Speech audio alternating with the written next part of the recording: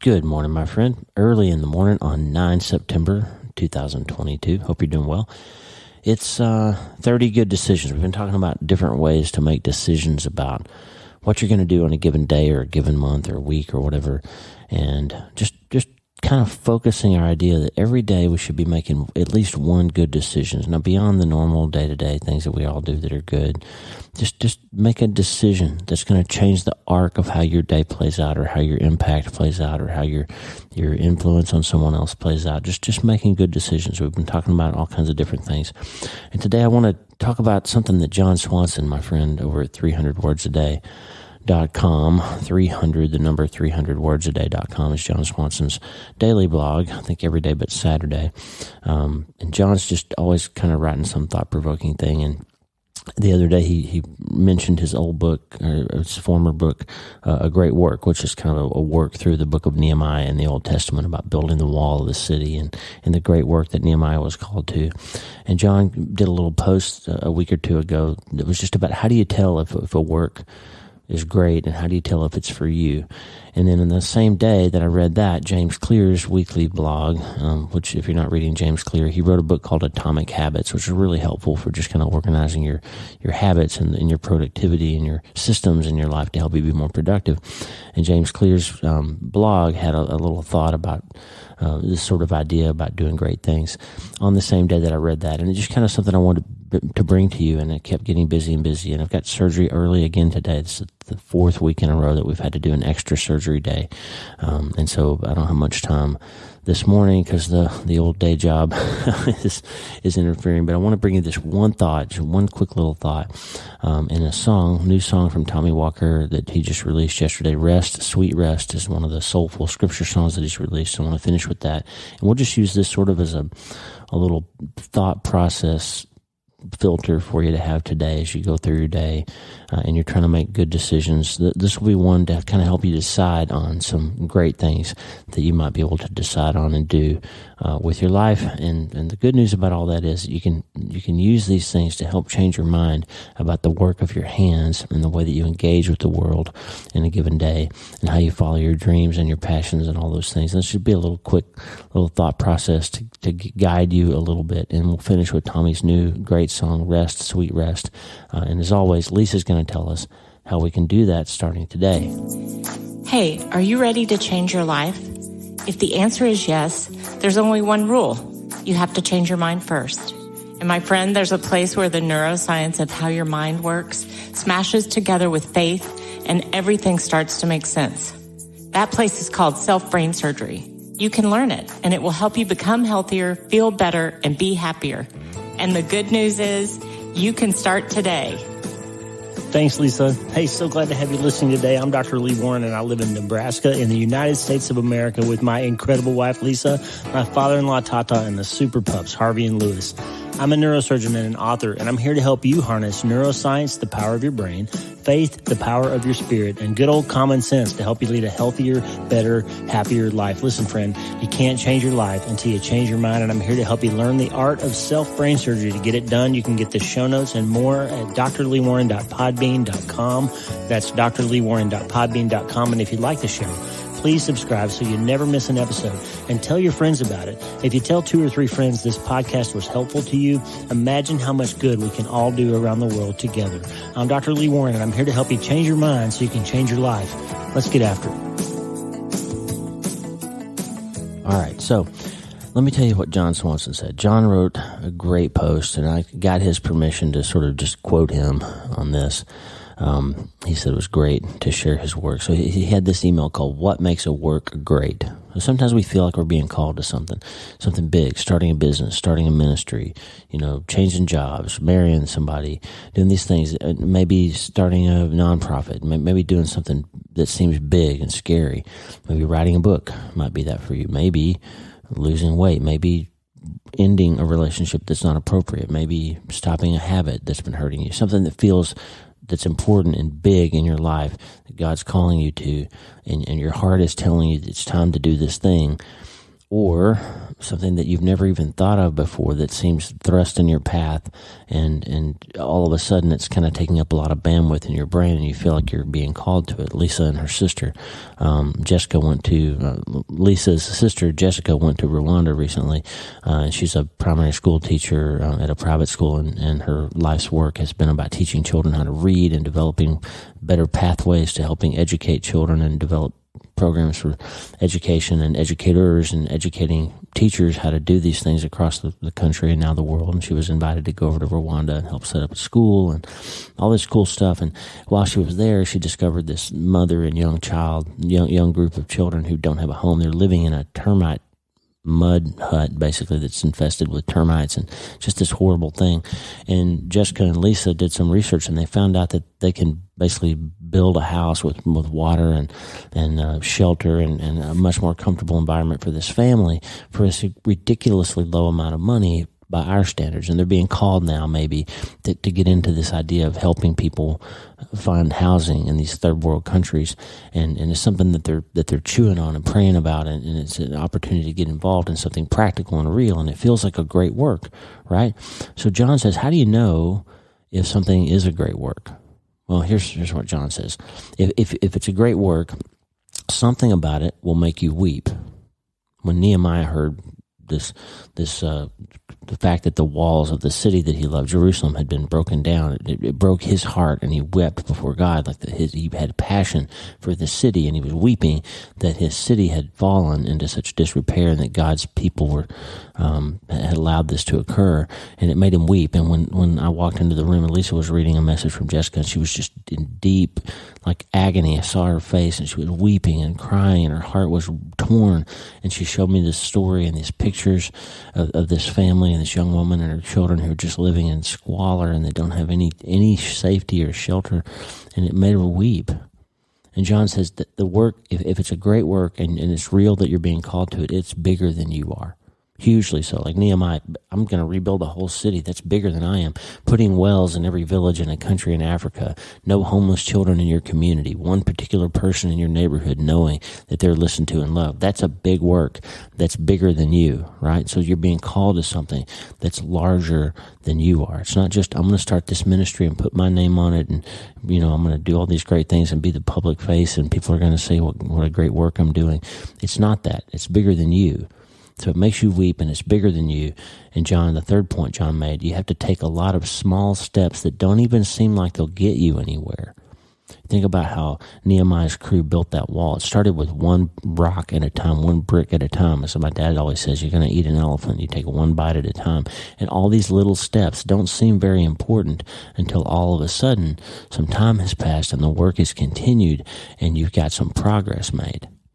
That segues into what James Clear wrote about on the same day that I read John's work. James Clear said this, and his website is jamesclear.com. No, hard to forget that, right? jamesclear.com, jamesclear.com. Every week, every Thursday, he sends out a 321 little email. It's great, and it's very helpful. Not spiritual at all, but just great wisdom, kind of organizational stuff. And here's what he said that same day. So I feel like it's a God thing. I got these two emails in the same day. James Clear said, be great in small ways. Writing 100 words a day doesn't seem worthwhile when you see people publishing bestsellers. Exercising for 10 minutes doesn't seem very valuable when you see world records posted on Instagram. But winning the next 10 minutes of your life, I said your life. He said, winning the next 10 minutes is its own form of greatness. People are so busy wishing for more time and better resources that they fail to make the most of the time and the resources they have. Be great in small ways, and you may be surprised by what you've achieved within a year or two. Friend, this is the secret to unlocking generational wealth for your family. If you got young children, start an investment account for them and put 10 or 15 or 20 or 25 or 50 or $100 or however much you can afford into that thing every month for your kids. Every month, little bits of money that you can scrape up. By the time they're 18, if you leave it alone and never touch it, then when they retire at 60 or 65, that little account that you built up over the course of all those little tiny deposits that you made will be worth a couple of $1 million. Just do that research and look at the power of compounding over time. Those little 5 and 10 and 15 and 25 and $100 deposits that you make for your kids now can create generational security and financial freedom for them and their children. if you just take that little step. So James clears to be great in small ways, right? So these little things that we don't seem important, like John says, stacking those bricks up, eventually all of a sudden you can start to see, and other people can start to see, wait a minute, we got a wall going here. You guys were just putting bricks down, but now we can start to see it. We can start to get behind this idea that you're building something that really matters. And maybe if people start building houses in Rwanda and they do 2 or 3 of them, maybe somebody else gets involved, and somebody with deeper pockets says, wait a minute, this could work, and let's take this whole village and make sure nobody's homeless. Maybe something like that could start to progress and turn into a real thing that makes a huge impact in the world for the kingdom, right? So something about it makes you weep, and it's bigger than you are, and you have to take a lot of small steps that don't seem like they're going to get you anywhere. Write that 100 words today. Got a friend named Christy who writes books, and it's been a while since she wrote. And the other day on Instagram, I just challenged her a little bit. Hey, write us another book. We need another one of your books, Christy Truitt. And you know the way you do it is you write a little bit every day. And then all of a sudden you've got a story that's making sense and starts building up. And all of a sudden you've got a book, right? It doesn't just pop out of your head. It's a lot of little steps that take place over a long period of time. It makes you weep. It's bigger than you. You have to take lots of small steps. And then John says, doing the work transforms you. So when you call to this big work, you'll realize, hey, if I get into this thing, it's going to necessitate some changes in my life. I'm going to have to scrape off some things that don't give me the time to do that. I'm going to have to make some changes. Nehemiah was not a seasoned leader when that project started. He grew into one over time because he was called to that work, and he recognized that he was going to have to become better at organizing and inspiring and leading people in order to accomplish the great work to which he was called. And then God calls you to do it. And John says this very well. I know this one can creep people out. We don't like to hear people say, God called me to do this, or God told me to do this. It scares us, and sometimes we think they're crazy, or we think they're just manipulating us. But Nehemiah clearly believed that God was giving him this work. We don't always understand the mechanics of God's calling, and we have clear and tragic examples, John says, of people who attach the name of God to their own projects. But Nehemiah was clearly responding to the direction that God had given him. And I'm going to give you one simple little test. 1 John chapter 4 says that we can test spirits. He says, beloved, do not believe every spirit, but test the spirit to see whether they're from God. So in other words, you feel called to something, check it out and be diligent and pray about it and say, God, is this really you? Are you calling me to this? John says many false prophets have gone out into the world claiming that they're from God. By this you know the Spirit of God. Every spirit that confesses that Jesus Christ has come in the flesh is from God, and every spirit that does not confess Jesus is not from God. And this sounds kind of murky and hard to understand if you're not into spiritual things, but what he's basically saying is, if you put it before God and you pray about it and you say, God, infuse this, make it possible only if it's for you, only if it's from you, only if it's real, only if you're calling me to it. And put roadblocks up if it's not. And you'll feel those roadblocks. You'll feel that tug in your spirit that says, wait a minute, maybe I'm doing this for me. Maybe this isn't really where I'm supposed to invest myself. And you'll know the difference between God's leading and his opposition and sort of a false leading or false roadblocks that come along, because there's always going to be opposition, right? You'll know in your heart, this is a challenge I can overcome, or I'm being told here that this is a no. I'm not supposed to follow this. You'll know. It's pretty clear. If you put yourself and test that spirit, pray about it, fast about it if you need to, think clearly through it. Don't just jump on everything that feels like it might be a good opportunity. So God calls you to do it. And John says, it matters enough that you ache when you can't accomplish it quickly enough. And it's big enough that you can't accomplish it quickly enough. That's really important. So you hurt for it, you long for it, you have passion for it, you want those kids to have a better place to live, and you know it's going to take time to do it right. So you're not going to just rush into it. And it hurts you that it's going to take time, but at the same time, you know you have to do that work properly. Those guys building that wall, if they didn't, put the cement down right, if they mixed it too thin, if they cut corners or didn't do the job right and got those walls up quickly, then they would fall down, right? If you don't do it right, you're not going to accomplish what God's calling you to, and the great work that you've been called to will not be great, and it won't honor him, and it won't accomplish its purpose because you didn't do it right. You went too fast. So it hurts you that you can't go fast enough, but you know you've got to take the time to get it done. John says every day working on a great project excites you, drains you, and some days blesses you. And this is an important one. The work is not about you. It's a tough one. The great work is about somebody else, about other things. It's about a bigger mission than you. It's not about you. I'm losing weight, but it's not a great work if I do that. My weight loss goal is not a great work I'm being called to, right? Now, it may be me getting more fit so I can have more stamina, so I can serve people better, so I can accomplish more, so I can work harder and achieve more and live longer and inspire more people, or whatever. Maybe me changing my lifestyle will inspire other people to do so. Maybe that is a great work, right? But it's not about me in that context. John says, it takes so long that you can't do it in a day, but the choices of each day matter in whether you can get it done. Can't do it in one day, but the choices you make, like James Clear said, be great in small ways. So make those good daily choices, those good daily decisions, those 30 good decisions, if you will, as I'm talking about this month. This is why we're talking about this today. It takes so long, you can't do it in a day, but the choices of each day matter in whether you can get it done. And every day, you have to choose to take those steps we mentioned earlier. Every single day, put those bricks down. Make sure they're square. Make sure that wall's going up the right way. Every day. Great things in small ways. And finally, there are two more. You may not know anything about how to do the work. Nehemiah was called to do something he had never done before. Lisa's never built a house in Africa before. Jessica's never done that before. That you're being called to something big. You know it's not about you. You know it's going to take time. You know you're going to have to transform yourself to get it done and to be able to be malleable enough to God that you've got to change because you have no idea how to do this thing you're being called to do. You have no clue how to do this, but you're being called to it. It may have nothing to do with your job that you do currently for a living. In fact, it may cause you to leave your job or start a new job, learn how to do a new thing. And the final one, you cannot not do it. Once you know you're called to it and you know it's bigger than you, it's not about you, it's a great thing God's calling you to. It's going to take time. It's going to take transformation in your heart. It's going to take the ability for you to learn how to do something different than you've ever done before. Then you can't not do that. You've got to do that thing. And you know with all your heart that you got to be fully all in, making that decision to go for it and get after it.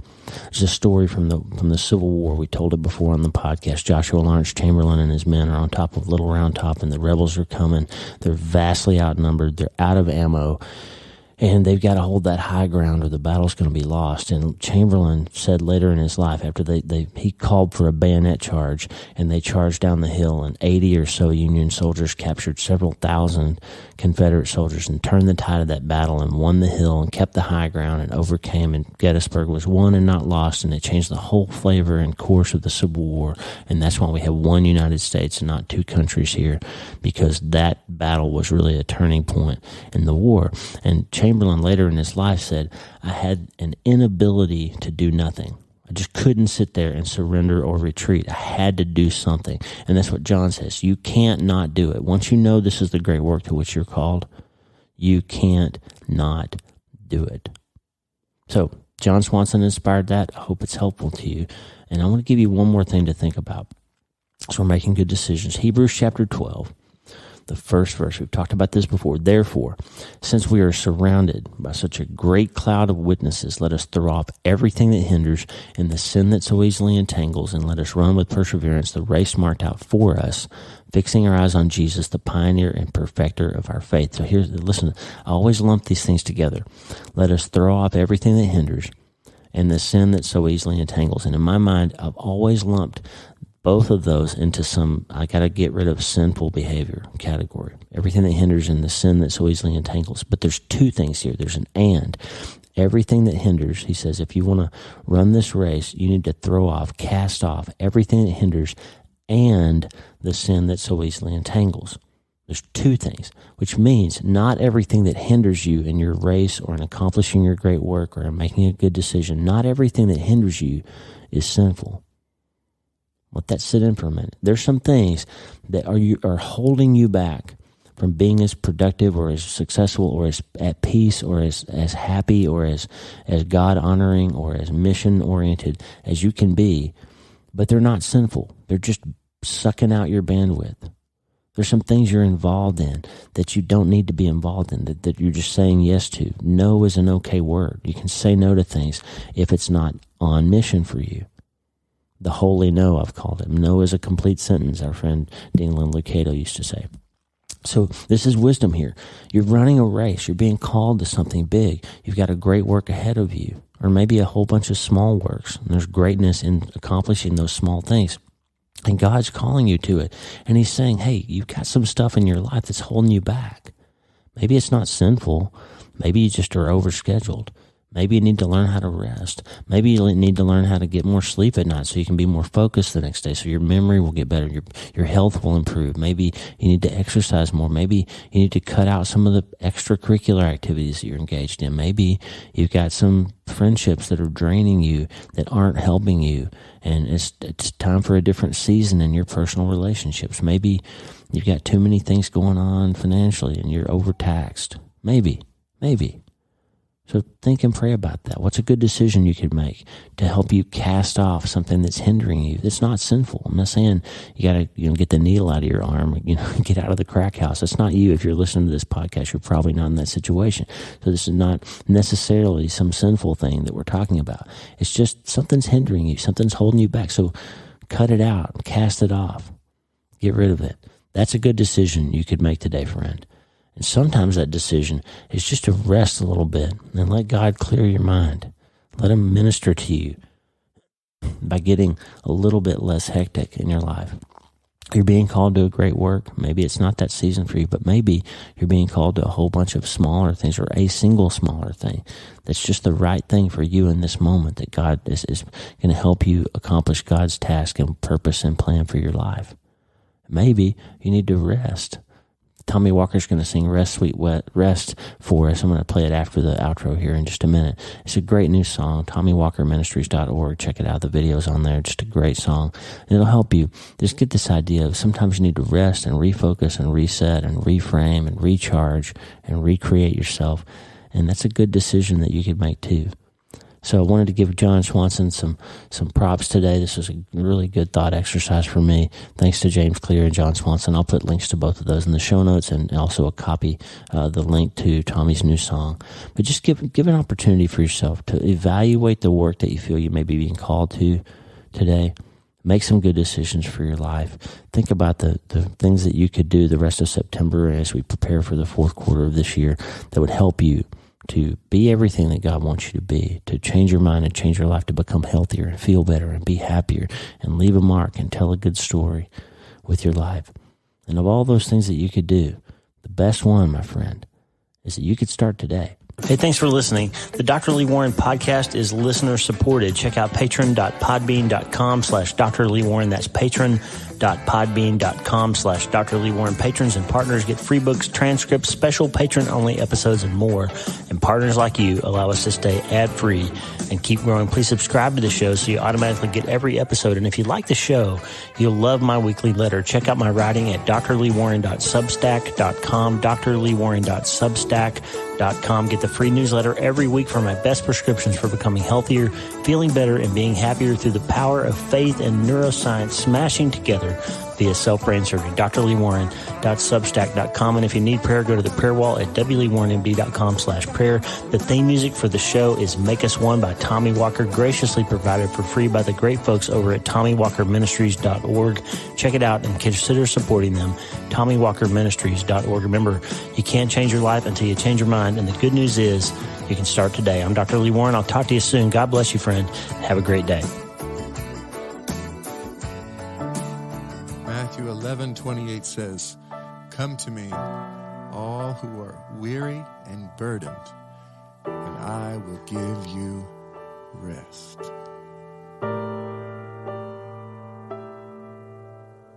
Come, all who are weary, come, all who are burdened, come,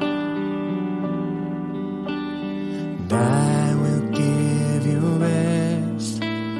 Come, all who are tired, come, all who are worried,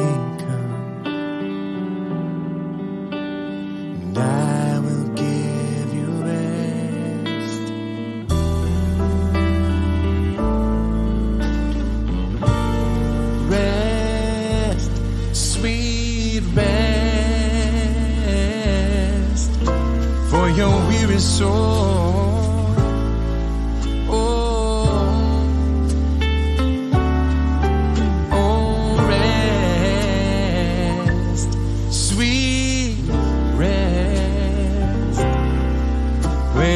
Fear no more,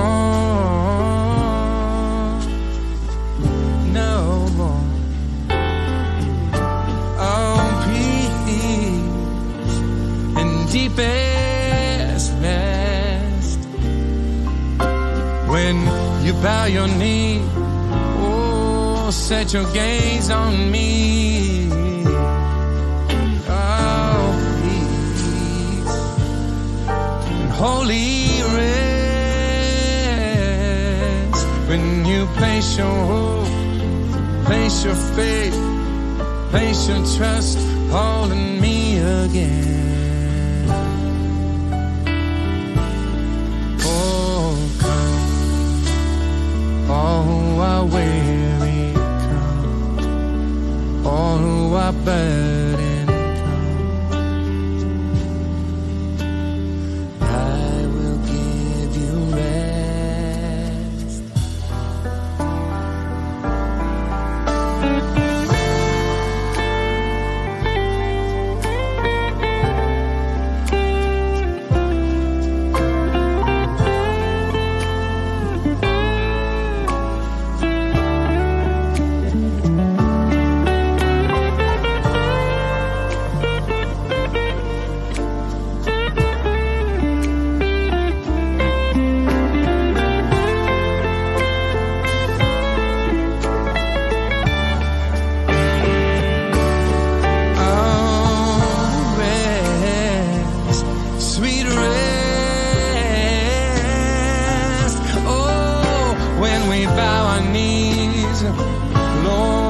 Set our gaze on thee,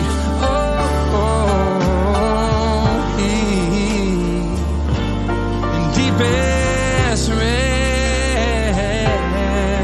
When we place our hope, place our faith, place our trust all in you again. Oh, come, all who are weary, all who are burdened, come, and I will give you rest. Come, all who are tired,